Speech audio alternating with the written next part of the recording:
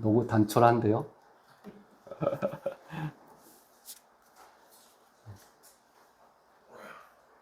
성령 강림 주일이라서 성령님이 빈 곳에 다 앉아 계시니까. 네. 오늘도 주일 예배 함께 하신 우리 지체 여러분들을 진심으로 환영하며 그리고 사랑합니다.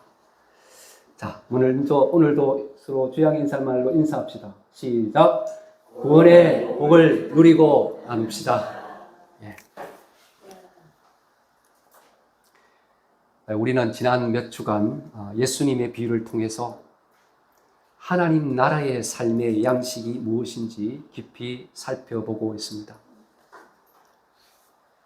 부활을 믿는 성도에게 천국은 죽어서야 비로소 가게 되는 저 멀리 있는 막연한 곳이 아닙니다. 그 나라는 지금 여기서부터 우리가 알아가고 준비하며 살아내야 할 실제입니다.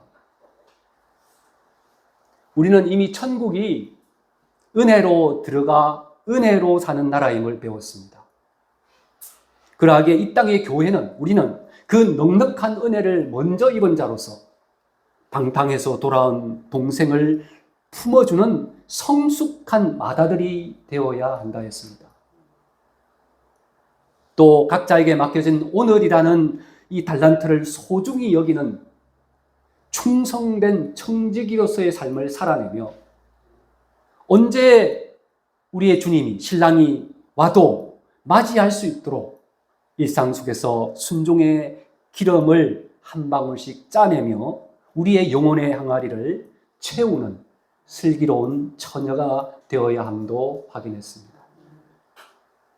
또한 나를 비우고 예수님을 채우는 삶, 나의 고집을 꺾고 주님의 뜻에 순종하는 삶, 이 치열한 신앙훈련을 살아내야 할 최전방이 어디라고요? 가정임도 살펴보았습니다. 그리하여 주님이 다스리는 가정, 곧 천국을 살아내는 가정을 이루는 것이 우리 삶의 최우선 목표가 되어야 하며 또한 가족은 이 훈련을 위한 최고의 파트너이자 스승임도 확인했습니다. 여기까지 몇 주간 걸친 설교의 요약입니다. 그런데 이토록 평생을 다해 신앙을 훈련하고 예배의 자리를 지켰음에도 불구하고 역사의 마지막 심판대 앞에서 주님께 이런 선언을 듣는다면 어떨까요? 나는 너를 도무지 알지 못한다. 상상조차 하기 싫은 이 끔찍한 비극이 오늘 감람산 설교의 결론인 마태복음 25장의 양과 염소의 비유 앞에 펼쳐지고 있습니다. 주님은 영광의 보좌에 앉으사 마지막 심판 때 천하 만민을 양과 염소로 가르십니다. 그리고 양들은 어디에? 영생에, 염소는 영벌에 들어가라 하십니다. 그런데 이 영원한 운명을 가르는 기준은 우리가 얼마나 많은 성경 지식을 가지고 있느냐, 우리가 얼마나 교회에 충성하며 헌금을 많이 했느냐가 아니었습니다. 주님의 기준은 단 하나였습니다. 내 형제 중 지극히 작은 자 하나에게 어떻게 행하였느냐입니다. 자, 이 지점에서 우리는 깊은 혼란에 빠집니다. 기독교는 오직 믿음으로 구원받는 이신칭의의 교리를 가르치는데 왜 예수님은 마지막 심판대에서 행위를 기준으로 삼으시지? 결국 착한 일을 많이 해야 천국에 간다는 행위 구원론을 말하고 있는 것인가? 하는 의문이 들기 때문입니다. 하지만 이런 의문은 이 비유를 바르게 이해하지 못하는 데서 오는 것입니다.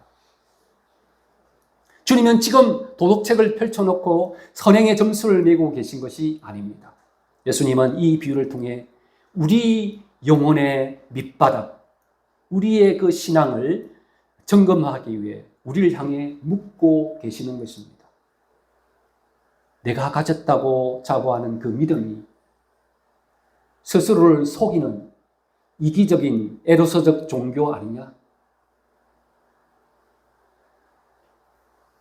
진짜 내 살과 피로 거듭난 아가페적 복음이냐?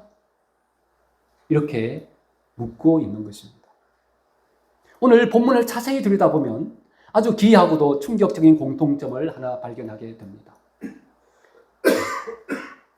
임금께 주님께 칭찬을 받은 양들도, 그리고 저주받은 염소들도 자신이 무엇을 했는지 전혀 몰랐다는 데 있습니다. 양들은 주님의 엄청난 칭찬 앞에 당황하여 묻습니다. 마태복음 25장 37절에서 39절의 말씀을 함께 읽겠습니다.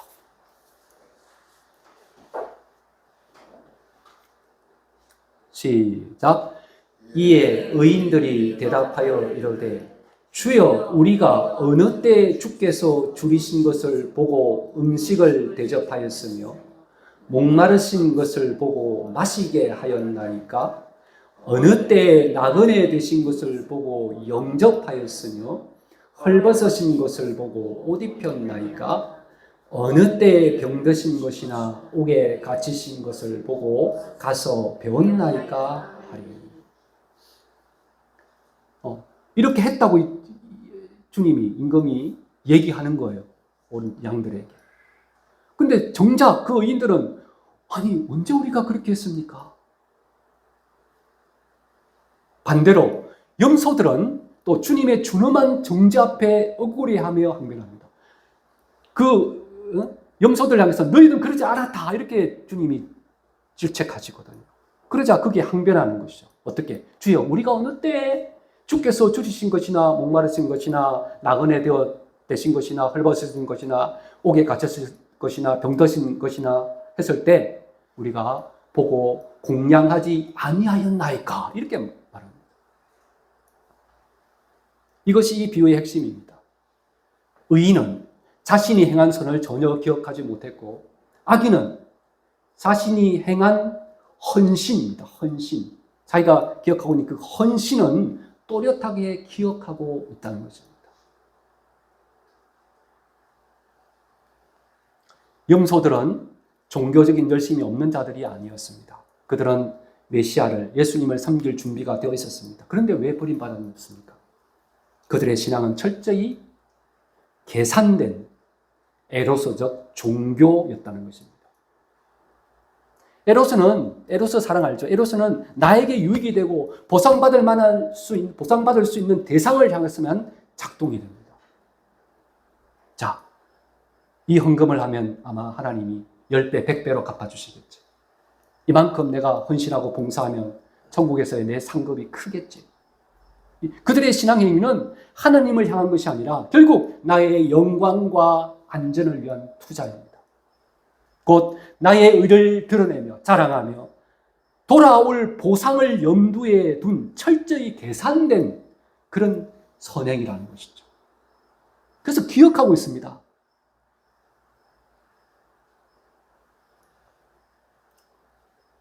그래서 이들은 냄새나고 아무런 보상을 해줄 수 없는 지극히 작은 자 앞에서는 철저히 지갑과 마음을 닫습니다. 자, 반면에 이 양들은 왜 자신들의 선행을 기억하지 못했을까요? 그들의 선행은 천국의 마일리지를 쌓으려 했던 것이 아니기 때문입니다. 뭔가 보상을 받아내려고 철저히 계산된 행동이 아니었기 때문에 그냥 하고 잊어먹는 겁니다.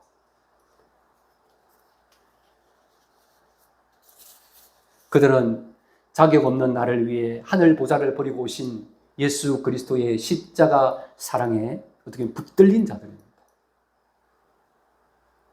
진짜 복음이 그 우리의 신앙을 뚫고 들어오면 이 아가페의 복음에 붙들리면 그러한 연약한 자를 볼 때 이 사람을 도우면 내게 무슨 유익이 있을까 하고 계산하지 않습니다. 나 같은 죄인을 살리신 은혜가 너무 커서 감사해야 하며 그냥 손을 내밀게 되는 것이죠. 이 비유를 통해 주님은 지금 행위 그 자체를 보시는 것이 아니라 그 행위의 밑바닥에 이기적인 종교성이 깔려 있는지 아니면 진짜 십자가의 믿음이 심겨져 있는지를 간별해 내고 계시는 것입니다. 예수님은 이 무서운 진리를 누가복음 10장에 선한 사마리아인의 비유를 통해 더 구체적으로 논증하십니다. 어떤 율법사가 예수님을 시험하여 묻습니다. 내가 무엇을 하여야 영생을 얻겠습니까? 자, 무엇을 해서 영생을 얻을 수 있습니까? 얻을 수 없습니다. 그건 행위구원이죠. 그럼에도 불구하고 예수님이 십계명을 지키라는 식으로 말을 합니다. 그랬더니 다 지켰다고 하면서 그럼 뭐라고 얘기를 하느냐? 다시 질문을 하죠. 그러면 내가 사랑해야 될, 내가 도와야 될 이웃이, 내 이웃이 누구입니까? 이렇게까지 묻습니다. 이 질문이 바로 양과 염소를 가르는 염소의 질문입니다. 율법교사는 내가 여기까지는 이웃으로서 쳐서 사랑하겠는데 저 이방인과 죄인들은 내 이웃이 아니지 않습니까? 라며 철저히 자신이 사랑할 대상의 한계선을 긋고 싶었던 것입니다. 긋고 있는 것이죠. 이에 예수님은 여리고 길가에 피 흘리며 죽어가는 강도 만난 자를 등장시키죠. 그리고 그 곁을 지나가는 두 명의 거룩한 종교인, 즉 제사장과 레위인을 보여주십니다. 그들은 강도 만난 자를 보고 다 피하여 지나갑니다. 왜 그랬습니까? 그들의 머릿속에는 말씀과 교리들로는 꽉 차 있었습니다. 그러나 그들은 철저히 에로서적인 계산을 했습니다. 저 십자를 만졌다가는 내가 부정해지면 어쩌지? 그러면 내가 제사를 인도하지 못하는데, 그러면 내 종교적 지위가 흔들리는데, 저 사람 돕다가 또 강도들이 다시 나타나면 내 목숨이 위험해질 텐데, 이렇게 머릿속으로 계산하죠. 자, 이들이 바로 마태복음 25장의 염소들입니다. 머리로는 하나님을 믿는다고 하지만 그들의 믿음은 단 한 번도 자신의 안전과 이익의 울타리를 넘어본 적이 없는 죽은 믿음이었습니다. 그러나 모든 종교인이 비켜간 그 자리에 짐승처럼 개처럼 취급받던 사마리아인이 지나갑니다. 그는 그 피 흘리는 유대인을 봅니다. 원수 같은 민족입니다. 자신들에게는. 도와줘봐야 고맙다는 소리도 못 들을 수 있습니다. 그러나 그 사마리아인은 어떻게 합니까? 그를 보고 긍휼히 여깁니다. 불쌍히 여기는 마음을 가집니다. 그리고는 기름과 포도주를 그 상처에 붓고 싸매고 자기 짐승에 태워 주막으로 데리고 가서 돌보아 줍니다. 자, 사마리아인은 계산기를 집어 던진 거죠. 오직 그는 그를 불쌍히 여김으로 자기의 위험을 감수하고 자기의 짐승과 기름과 포도주 그리고 2데나리온이라는 자신의 비용까지 조건 없이 쏟아 부어 주었습니다. 이 사마리아인이 바로 오늘 본문의 양들입니다. 사마리아인이 강도 만난 자의 이웃이 되어준 것처럼 진짜 십자가를 통과한 바른 믿음을 가진 성도는 계산하지 않고 지극히 작은 자의 곁으로 다가간다는 겁니다. 아니, 그래야 된다는 것을 아는 자들입니다. 누가복음 18장에 등장하는 세리와 바리새인의 비유 역시 우리 같은 맥락에서 우리가 해석할 수 있습니다. 두 사람이 기도하러 성전에 올라갔죠. 그 바리새인을 보십시오. 그는 교리적으로 완벽했고 일주일에 2번 금식하며 11조를 바치는 등 종교적 행위에 철저했습니다. 그러나 그는 나는 저 세리와 같지 아니함을 감사하나이다 라며 타인을 향한 지독한 영적 우월감과 정죄에 빠져 있습니다. 자신의 의지로 선을 행하려는 시도는 이렇게 필연적으로 교만과 타인에 대한 배제를 낳게 됩니다. 이들이 바로 오늘 본문의 염소에 해당하는 자들입니다. 반면 세리는 어떠합니까? 그는 자신의 삶에 아무런 선한 행함이 없음을 알았습니다. 그는 감히 하늘을 우러러 보지도 못한 채 자기의 가슴을 치며 통곡하죠. 하나님이여, 불쌍히 여기소서. 나는 죄인이로소이다.